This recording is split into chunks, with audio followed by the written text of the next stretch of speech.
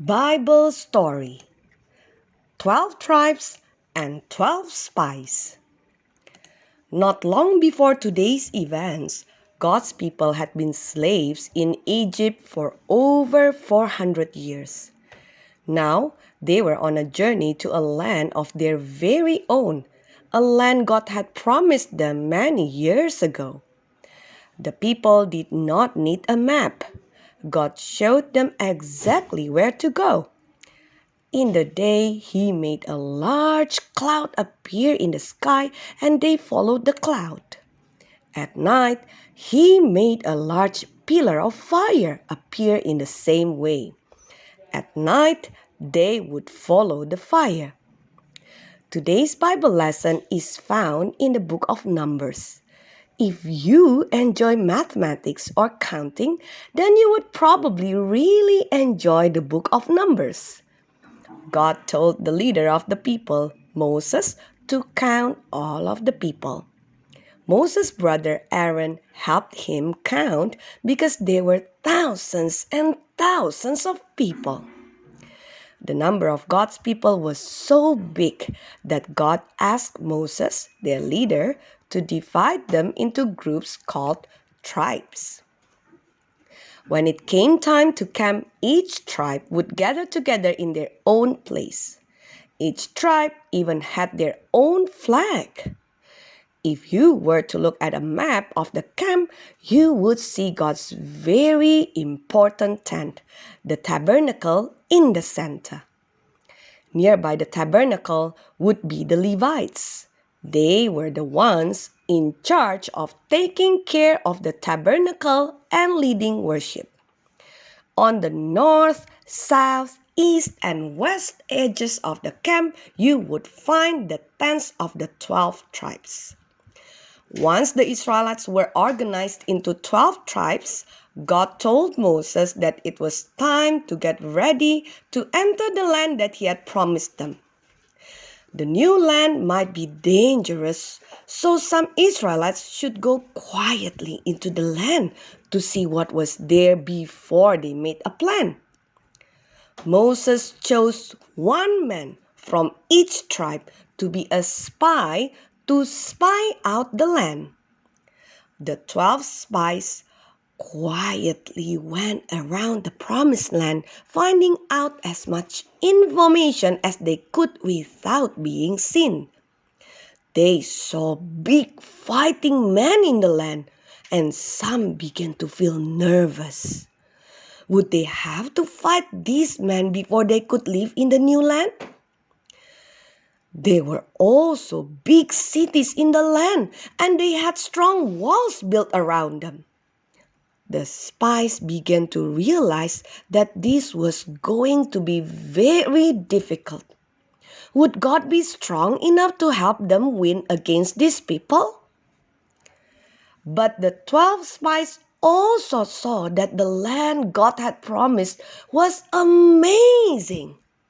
They saw grapes and pomegranates and figs. The spies cut off one branch of a grapevine and put it on a pole to carry back to show Moses and the people. The grapes were so big and heavy, it took 2 men to carry the pole. After spending 40 days spying out the land, these men knew it was time to return to the camp and give their report to Moses and all of the people. Even though the spies had seen many good things in the land, some of them just wanted to talk about the bad things. 10 of the spies told Moses and the people that it would be too hard to enter the promised land. There were huge, giant fighting men there, and all of the cities had strong walls. The 10 spies gave such a bad report that they said, "The fighting men, they are so big that we just look like little grasshoppers compared to them." The people were so discouraged. All of the people were beginning to think they should not go into the promised land. But two of the spies, Joshua and Caleb, had a different report to give Moses and the people. They told the other 10 spies to stop saying that it was too hard and scary.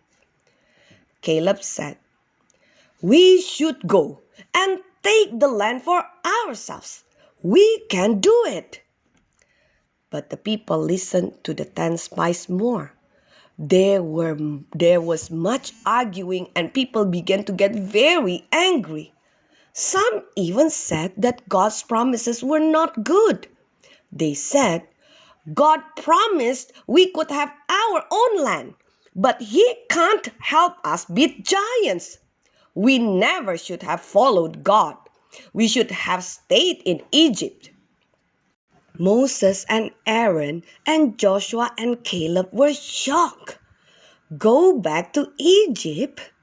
They had been slaves in Egypt. Why wouldn't the people believe God's promise? God was stronger than any giants or strong walls. Moses and Aaron and Joshua and Caleb begged the people, "Please, don't be afraid. God will protect us. Just trust in God." But the people did not listen. In fact, they just kept getting more and more angry. They were so angry that they were just about to throw stones at the men to kill them. Moses talked to God.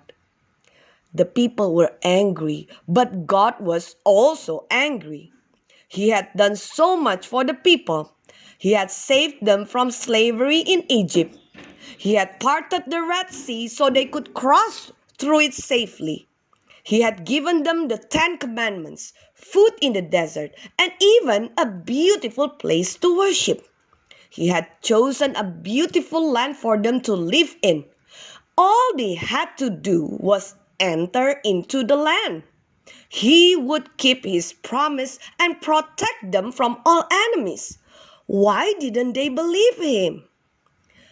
God was so angry that he felt like destroying all of the people. Even though the people did not deserve God's forgiveness, Moses begged him to show his love and mercy to them. So God acted in mercy and decided not to destroy all of his people. But turning away from God was extremely serious. There would be a sad punishment, so everyone would learn a lesson for the future. Number 1, all of the people would suffer a punishment. If they had trusted God, then they could have entered the land right away. Now, they would have to live in the desert for 40 more years before they entered the land. This was 1 year for each of the 40 days the spies had spent spying out the land. Number 2, all of the people that complained and wanted to go back to Egypt would suffer a punishment. They would not live past the next 40 years and would not have the joy of entering the promised land when the time finally came. 3, and finally, there was a punishment for the 10 spies that convinced all of the people to turn away from God. These 10 men were overcome with a terrible sickness and died. In all of this, God remembered Joshua and Caleb's faithfulness. They were the only 2 of the 12 spies who did not die. And even though they had to wait 40 years along with the rest of the people, they would someday have the joy of entering the promised land. It may seem incredible, but there were some of the people who still didn't listen to God. They didn't want to wait 40 years, so they tried to enter the land anyway. But it did not matter how strong they were or how hard they fought. They could never win without God on their side. Instead, they returned to camp defeated. So it was back into the desert again. God continued to lead them, but they would have to wait 40 years before He would lead them to the promised land again. Now, what about you? If you had been one of the people, would you have listened to the 10 spies or would you have listened to the 2 spies?